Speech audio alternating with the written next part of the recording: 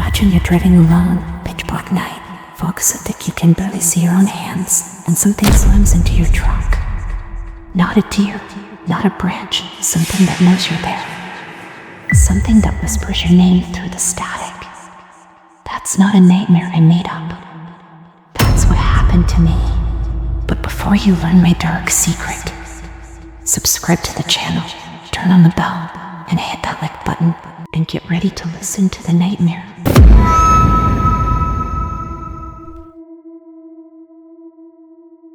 My name's Ryan, a truck driver who thought he'd seen it all until last fall on Blackthorn Highway. To protect the truth of this tale, I've changed the names of the places where it all went down. This isn't some campfire tale. It's real, raw, and it's still out there. Grab a seat, kill the lights, and hold your breath. This one's gonna hit hard. I've been behind the wheel of a rig for 12 years, hauling freight across the Iron Plains, mostly graveyard shifts. Long stretches of nothing but asphalt, headlights, and the hum of the engine. It's my life. Blackthorn Highway's just another stretch, slicing through flat, desolate farmland between Dusk Hollow and Ironfield.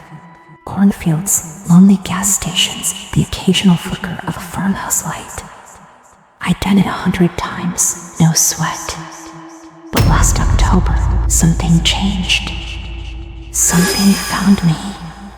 Last October, it started with a late pickup, Dusk Hollow. It was a standard run, nothing special, except the weather was turning. A cold front was rolling in, and the forecast warned of fog creeping up from the river valleys. The air was thick, the kind of damp chill that seeps into your bones. My rig's fog lights barely punched through the haze, and the road stretched out like a gray tunnel, swallowing everything beyond a few yards. About an hour in, I noticed it, the silence. No crickets, no wind, not even the usual hum of distant traffic.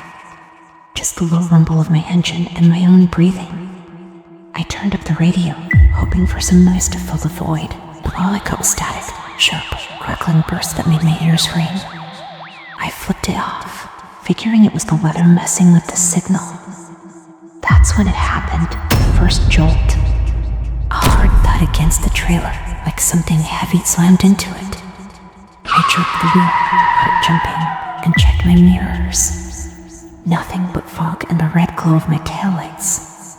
Probably a rock, I told myself, but my knuckles stayed white on the wheel. Then I saw it, a shape in the mist, off the right shoulder, just beyond the headlight's reach. Tall, too tall for an animal, standing still as I roared past at 50 miles an hour. I blinked, and it was gone. Fog plays tricks, right? That's what I kept repeating, over and over, like a prayer.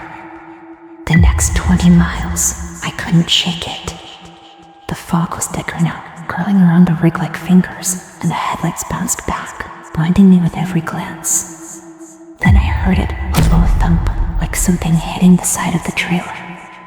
Not loud, just enough to make me flinch. I checked my mirrors, nothing but gray haze and the faint glow of my taillights. Maybe a branch, I thought, or some debris caught in the wind.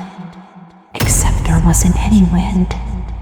10 minutes later, it happened again, 2 thumps this time, sharper, closer to the cab. My heart kicked up a notch. I slowed down, peering out the passenger window, but the fog was too dense. That's when I saw it again, the shape. Same spot, same side of the road, standing there like it hadn't moved. Tall, thin, just a silhouette against the mist. I hit the brakes, tires squealing on the wet asphalt, and leaned over to get a better look. Nothing. The shoulder was empty, just gravel and weed swaying faintly. I muttered to myself, "You're losing it, Ryan."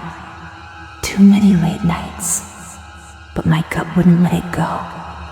I flipped on the CB radio, hoping to hear another driver out there, someone to break the isolation. "This is Big Hole, Long Marker 47. Anyone out on Blackthorn Highway tonight?" Static. No reply.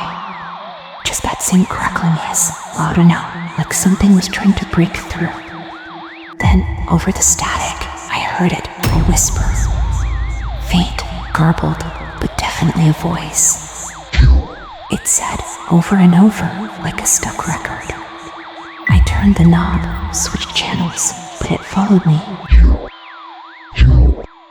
until I yanked the plug out. Silence again, but heavier this time, pressing against my ears. Then the knocks started, 3 sharp raps on the roof, like someone tapping on the cab. Pause. 3 more. My eyes started up, expecting to see dents, but the ceiling was smooth. I should have turned around, found a diner, waited out. But I had a delivery to make, bills to pay. So I kept driving, telling myself I was imagining it. I wasn't. The knocks turned into pounding, hard, relentless, like fists hammering the cab from every angle. Roof, sides, even the floor, bang, bang, bang, shaking the reek with every hit. I yelled, "Leave me alone." Voice cracking, pointless, but the silence between the blues was worse, like it was listening.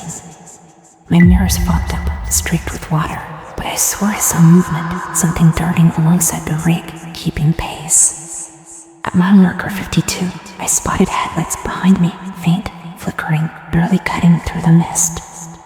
Another truck, I figured, or maybe a car. Relief washed over me, company, finally. I flashed my taillights, hoping they'd catch up, but they stayed back, hovering just out of reach. 5 miles later, they were still there, no closer, no farther. I grabbed the CB again, plugged it back in. "Hey, you on Blackthorn Highway behind me. What's your deal? See anything weird?" Static roared back, then a voice, not the whisper this time, but low, gravelly. "Look ahead." That's all it said before cutting out. My stomach dropped.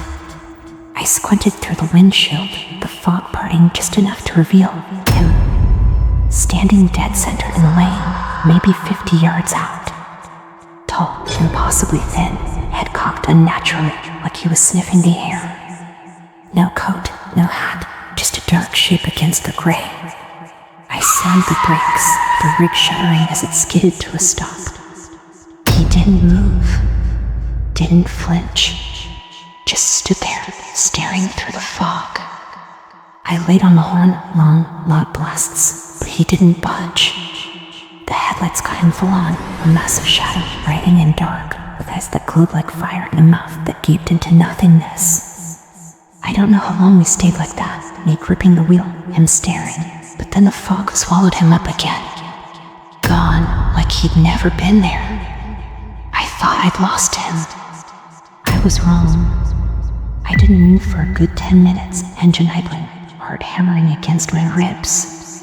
The headlights behind me were gone too, no trace of them. Just me and the road. I told myself to keep driving, get to the next stop, anywhere but here. So I did, slow at first, hands shaking on the wheel. But he wasn't done with me. At mile marker 60, the pounding came back, louder, faster, like he was pounding on the cab now. The passenger window rattled with each hit. I yelled, "Get the hell away." Pointless, I know, but I had to do something. Then I saw him again, right beside me, running, no, lurching, alongside the rig at 40 miles an hour. Pressed against the glass, mouth gaping wider like he was screaming without sound. I swerved, hard, tires screeching, the trailer fishtailing behind me. He vanished into the fog, but the knocks kept coming, echoing inside the cab now, like he was in here with me. I floored it, pushing the rig to its limit, the engine roaring as I tore through the mist. Then I twisted around, flashlight shaking in my hand, beam slicing through the dark. Nothing back there, just my bunk, my duffel, but the air was freezing, my breath fogging in thick clouds. The knocks turned into scratches, slow, deliberate, dragging across metal, coming from the walls, the ceiling, everywhere. Then a whisper, right in my ear, cold and wet. "Ryan, stop." I slammed the brakes again, rig shuddering to a halt, and stumbled to the passenger door, throwing it open. He was there, 10 feet away, standing on the shoulder. The fog parted around him, revealing more shapes in the distance, dozens of them lining the road like sentinels. watching, waiting. His mouth stretched wider, a guttural hiss spilling out, and he took a step, then another, closing the gap. I scrambled back, slammed the door, and hit the gas, rig lurching forward. Ahead, I saw lights, a gas station, thank God. I screeched into the lot, tires smoking, and locked myself in, panting, watching the fog swirl outside. I stayed there till dawn, curled up in a cab, doors locked, flashlight clutched like a lifeline. The fog pressed against the windows, thick and alive, but he didn't show again, not that night.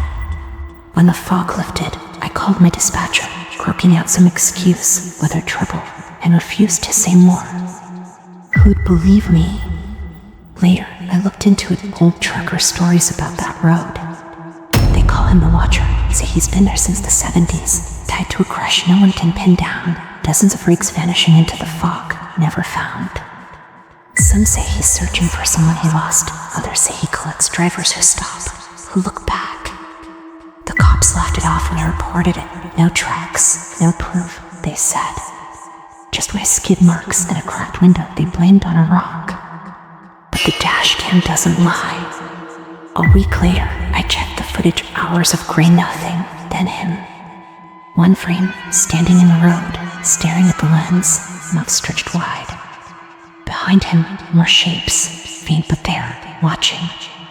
Then static, hours of it, until the end, where the audio kicks in.